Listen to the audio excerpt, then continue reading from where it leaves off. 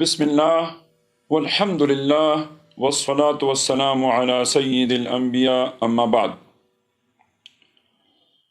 مدینہ منورہ، مکہ مکرمہ یعنی حرمین شریفین کا شوق، وہاں جانے کے لیے تڑپ، گنبد خضرا کا دیدار، اللہ کے گھر گھومنا، طواف کرنا، اللہ اکبر، ہر مسلمان کی دلی خواہش ہے اور ایک ارمان ہے، ایک تمنا ہے کہ اللہ جل شانہ حجاز مقدس کا سفر نصیب فرمائے۔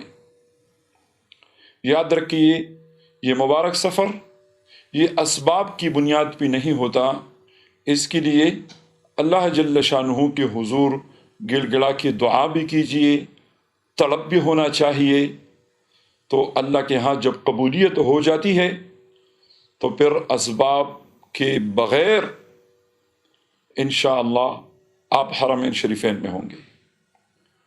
کچھ اعمال وظائف بزرگوں سے منقول ہے، اور جن اعمال کی برکت سے اللہ جل شانہ غیب سے اسباب فرما دیتے ہیں اور بظاہری کوئی سبب نہ ہوتی ہوئی بھی اللہ جل شانہ حرمین شریفین کا سفر نصیب فرماتے ہیں۔ میں نے اپنی دروسات میں پہلے بھی کچھ اعمال ایسے بتائے ہیں کہ الحمدللہ ان اعمال کے کرنے سے بہت سارے لوگ جنہوں نے رابطہ کیا، اور بہت سارے ایسے لوگ ہوں گے جنہوں نے ہمیں بتایا نہیں، مگر الحمدللہ ان اعمال کی برکت سے اللہ پاک نے ان کو قبول فرمایا، ان کو عمرے کی اور حج کی سعادت نصیب ہوئی۔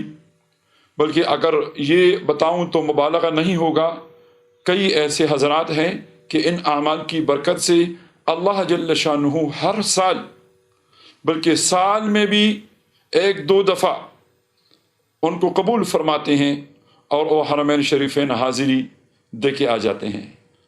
ایک بہت بڑا تحفہ ہے، ایک بہت بڑی نعمت ہے، اور ایک زبردست عمل ہے جو کبھی خطا نہیں گیا۔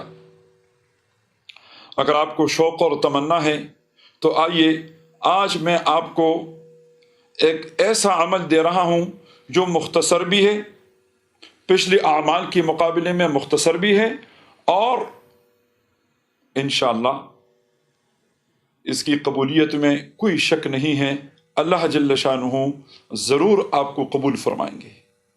عمل کیا ہے؟ یا حی یا قیوم یا ذی الجلال والاکرام، یہ 5 بار ہر نماز کے بعد پڑھ کر یہ درود پاک 7 مرتبہ پڑھ لے۔ درود پاک یہ ہے،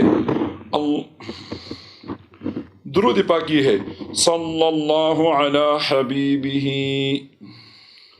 درود پاک یہ ہے، صلی اللہ علی حبیبہ سیدنا محمد وآلہ واصحابہ وسلم۔ دوبارہ نوٹ کیجئے، صلی اللہ علی حبیبہ سیدنا محمد وآلہ واصحابہ وسلم۔